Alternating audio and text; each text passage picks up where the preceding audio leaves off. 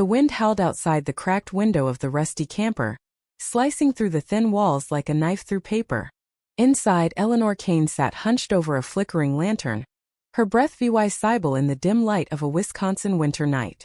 It was January 2021, and the Walmart parking lot she'd called home for the past 7 months stretched out beyond the curtains, a gray, desolate expanse dotted with snow-dusted cars and the occasional flicker of a security guard's flashlight. At 28, she'd never imagined this would be her life. A shadow drifting on the edges of a world that had once seemed hers. But then again, Eleanor had learned early that life didn't care about promises or plans, it just kept moving, dragging you along or leaving you behind. She pulled the threadbare blanket tighter around her shoulders, her fingers trembling not just from the cold but from the weight of a memory that wouldn't let go. It was a memory of a housea 2-story brick home in the quiet suburbs of Madison, where she'd grown up as the eldest child in a family that had always felt like a stage play. Her parents, Margaret and Thomas Kane, had been the directors, and her younger brother, Jonah, the star. Eleanor? She'd been the understudy who never got a line, the prop they moved around when it suited the scene. Jonah was 3 years younger, born with a mop of golden curls and a smile that could melt ice. From the moment he wailed his first cry, the house shifted its orbit. Margaret called him her little miracle, a sensitive soul who needed coddling, while Thomas nodded along, his quiet pride reserved for the son who'd carry his name. Eleanor, with her dark hair and serious eyes, became the afterthought. She didn't mind at first. Babies needed attention, didn't they? But as the years piled on, it wasn't just attention Jonah got. It was everything. By the time she was 8, Eleanor understood the rules of the Kane household. If Jonah cried, whether he'd tripped over his own feet or smashed one of her toys in a tantrum, she was the one hauled into the leaving room for a talk. Those talks were never gentle. Margaret's voice would climb, sharp and jagged, until it scraped her throat raw. "Why can't you be more careful around him, Eleanor? He's sensitive," she'd scream, her face flushed with a fury Eleanor couldn't comprehend. Thomas would sit in his recliner, eyes fixed on the TV, as if the sound of his daughter's pleas was just background noise. Eleanor would stand there, hands balled into fists, fighting the tears that stung her eyes. Crying only made it worse. Margaret hated weakness, especially in her. Jonah wasn't just sensitive. He was cunning. Even as a kid, he knew how to play the game. He'd sob on cue, bow his head in mock shame, and flash that angelic smile Margaret adored. And he always had backup. Margaret was his shield, Thomas his silent accomplice. Eleanor learned to spot the glint in his eye, the one that said he'd won before the fight even started. Like the time he ruined her 10th birthday. She'd spent weeks dreaming about the Cakia chocolate masterpiece with her name in looping purple icing. Margaret had ordered it special, a rare moment of indulgence for her eldest. But when the day came, Jonah accidentally shoved his hand through it, smearing frosting across the table. Eleanor screamed, a raw, childish outburst of frustration. Margaret didn't ask questions. Her hand cracked across Eleanor's cheek, the sting sharp enough to silence her. "You're too old to be so selfish," she snapped. "Jonah's still little. He doesn't know better." Jonah, perched on the couch, smirked behind his fake tears. That smirk became the soundtrack of her childhood. It followed her through every small cruelty: when he broke her favorite pencil set and blamed her for leaving it out, when he spilled juice on her homework and laughed as she scrambled to salvage it. By 12, Eleanor stopped fighting back. What was the point? The house wasn't hers. Anna Marie, it belonged to Jonah. And she was just the ghost haunting its corners. There was one bright spot in those years. A scruffy orange tabby named Clover. Eleanor found her as a kitten, shivering under the porch during a rainstorm. She nursed her with scraps of tuna and a makeshift bed from an old sweater. Clover became her confidant, the only one who didn't judge her silence or flinch at her tears. They'd curl up together on her bed, Clover's purring a soft rebellion against the chaos downstairs. But even that wasn't safe from Jonah. One afternoon at 14, Eleanor came home from school to find Clover trapped in the dryer, her tiny body trembling against the cold metal drum. She was alive, but the terror in her eyes broke something in Eleanor. She yanked the door open, cradling the cat as sobs tore through her. Jonah stood in the doorway, giggling like it was a game. She looked funny spinning, he said. When Eleanor lunged at him, screaming that he was a monster, Margaret stepped between them, her face a mask of fury. "Say that again, and I'll send you to juvie," she hissed. Thomas just shrugged and turned up the volume on the football game. Clover never trusted anyone after that. She hid under Eleanor's bed, refusing to come out even for food. A week later, she slipped out the back door and never came back. Eleanor didn't cry, she couldn't. She just sat on the porch, staring at the empty yard, feeling the first threads of herself unravel. High school was a battlefield. Jonah's antics grew sharper, more deliberate. He smashed her phone because he didn't like the blue case, spread rumors at school that she was a loner who mumbled to herself, stole her best friend, Sarah, by charming her with lies and a crooked grin. Sarah ditched Eleanor after 5 years of friendship, shrugging like it was nothing. "Jonah says you're too intense," she'd said, avoiding Eleanor's eyes. To the world, Jonah was golden charismatic, handsome, the kid everyone wanted to be around. To Eleanor, he was a thief, taking pieces of her life and leaving her with the scraps. She stopped keeping journals after he found one and read it aloud at dinner, mocking her private thoughts while Margaret laughed. She stopped talking at home, retreating to her room or staying late at school just to breathe. At 16, she got a job at a flower shop downtown, arranging bouquets for people who smiled at her like she mattered. It wasn't much, but it was her lifeline she clung to until the day she could escape. Escape came at 18. She packed a duffel bag, took her savings from the flower shop, and moved into a cramped apartment in Milwaukee with a girl from work named Jess. Margaret didn't try to stop her, just sighed and said, "You'll be back when you realize how hard it is out there." Thomas didn't even look up from his newspaper. Jonah waved from the couch, that smirk plastered on his face. "Don't trip over your own feet, Ellie," he called. She didn't look back. For a while, life felt possible. The flower shop promoted her to assistant manager, and she saved enough to buy a beat-up camper for weekend trips, a taste of freedom she'd never known. Jess was loud and messy but kind, and their little apartment hummed with laughter and late-night talks. Eleanor started to believe she could build something real, something that didn't crumble under her family's shadow. Then came 2020. The pandemic hit like a tidal wave, sweeping away everything she'd fought for. The flower shop shuttered its doors in March, a handwritten sign taped to the window, "Closed until further notice." Weeks stretched into months. Her boss sent a curt email, "We can't keep you on. Sorry." And just like that, her income vanished. Jess moved back to Minnesota to live with her parents, leaving Eleanor alone in an apartment she couldn't afford.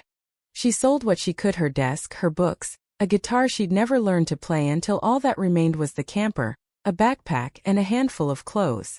With nowhere else to go, she climbed inside and drove to a Walmart lot, the engine sputtering as if it knew the journey was over. She called Margaret that first night, her voice shaking as she gripped the phone. "Mom, can I park the camper in your driveway? Just for a little while. I won't come inside, I just need somewhere safe." Silence stretched across the line, then Margaret's tired sigh. "Eleanor, you're an adult now. Still can't take care of yourself? We don't have space." Eleanor swallowed hard. "It's just parking, Mom. It won't cost you anything." Margaret laughed, a cold, cutting sound. "That junk heap? The neighbors will think we're running a homeless shelter. Don't embarrass me." The line went dead. Eleanor stared at the steering wheel, her knuckles white. Before she could process the rejection, her phone buzzed. A text from Jonah. A selfie of him, Margaret, Thomas, and his new girlfriend, Claire, grinning around the dining table. Behind them, a chalkboard read, "Family night where the best belong." Below it, his message. "Guess the camper's your new family now. Congrats." She didn't reply. She just crawled into the camper's narrow bed, pulled the curtains tight, and let the darkness swallow her. That first night was the longest. The wind rattled the windows, footsteps echoed outside, and loneliness pressed against her chest like a physical weight. She didn't sleep calmed. Shame gnawed at her, a relentless termite chewing through what little pride she had left. She'd fallen so far and no one cared. Not her parents, not Jonah, not even Sarah, who'd ghosted her years ago. To them, she'd vanished and they were fine with it. Survival became her only goal. She learned to navigate the fringes of Milwaukee like a scavenger plugging into outlets behind gas stations for a few hours of power, showering at gyms with free trial passes, parking in lots where security was lax. She taped a note to the camper wall. This is temporary. But temporary stretched into 7 months, a blur of heat and cold, hunger and exhaustion. Summer baked her alive, sweat soaking her clothes as she rationed water. Winter froze her fingers, the camper's heater too weak to fight the chill. She woke up shivering, clutching a hot water bottle, wondering how much longer she could hold on. Then a spark. One gray morning in August, she saw a flyer taped to the window of a print shop in the suburbs. Warehouse assistant wanted. Lifting inventory delivery. She walked in, her jacket faded, her face gaunt from sleepless nights. The receptionist, a woman with a tight bun and a skeptical frown, looked her up and down. You here for the job? She asked. Eleanor nodded, her voice hoarse. Yes, ma'am. 3 days later she started. The work was brutal, 10-hour shifts hauling boxes, her legs screaming by the end. But she didn't complain. She showed up early, stayed late, volunteered for every task.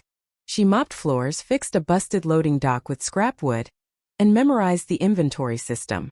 The warehouse supervisor, a gruff man named Henry, caught her working after hours one night. What are you still doing here? He asked, arms crossed.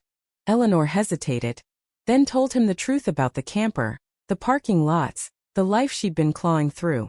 He didn't say anything, just nodded and walked away. The next morning, Henry called her into the office. She braced herself for a firing, but instead he said, Boss, okayed you parking your camper out back. It's under surveillance and there's a power hookup. Tears pricked her eyes, but she blinked them back. Thank you, she whispered. From that day she had a stable spot, electricity, and a restroom key. She threw herself into the job, learning the machines, suggesting improvements, earning her place. After 10 months they made her team lead. The director, a wiry man with kind eyes, handed her the promotion letter and said, You didn't break after all that hell. Nothing's gonna stop you now. A year later, she held the keys to a 3-bedroom house in New Berlin, a modest place with peeling paint and a sagging porch. It wasn't fancy, but it was hers, bought with every penny she'd scraped together. She parked the camper in the backyard, a monument to her survival, and stood under the sunset, breathing in the first real peace she'd ever known. Then she made a mistake. She posted a photo of the house on Facebook. Finally, after all these years, a place to call home. 3 days later, the doorbell rang. She opened it to find Margaret, Thomas, Jonah, Claire, and their 2 kids, a toddler and a newborn, standing on her porch like they owned it. Eleanor. This place is adorable, Margaret chirped, pushing past her without an invitation. Claire smirked, eyeing the furniture like she was already redecorating. Jonah clapped her shoulder, his grin syrupy. Hey sis, we were thinking, since you're alone, maybe you could move back to the camper and we could take the house. We've got kids, you know. It's tight at mom's. Eleanor laughed, a dry, incredulous sound. Are you serious? This is my house. I earned it. Margaret's tone softened, manipulative. You've got 3 bedrooms, honey. It's a waste for one person. Jonah's family needs space. Claire chimed in. You lived in that camper before. What's the difference? It's closer to Jonah's job, too. Eleanor's pulse pounded. No. I lived like a stray for 2 years to get this. You don't get to waltz in and take it. Jonah's sweetness vanished. You're so selfish, Ellie. We were there when you needed us, know we need help, and you're shutting us out. Eleanor snapped back. When I needed you? I begged to park in your driveway and you laughed me off. Called me a failure. Now I've got something and you want it? Get out. Margaret's tears started, her voice quivering. It breaks my heart to see you so cold to your own family. Claire stepped forward, eyes blazing. You lived like trash for years, and now you think you're better than us? Before Eleanor could respond, Claire's hand flew, slapping her hard across the face. Eleanor stumbled, her back hitting the table. Jonah grabbed Claire as she thrashed, screaming, You're tearing us apart. Eleanor pulled out her phone, hit record, and said, You've got 5 minutes to leave, or I call the cops. They froze. The video captured it all, Claire's slap, Margaret's whining, Jonah's demands. After a tense silence, Thomas dragged Margaret out, Jonah following with Claire still cursing. Margaret whispered, "You'll regret this," as the door slammed. Eleanor locked it, collapsed on the couch and uploaded the video to Facebook with a caption. "This is the truth about my family trying to steal my home." By 9 p.m. her phone exploded: messages, shares, comments. Relatives she hadn't spoken to in years rallied behind her.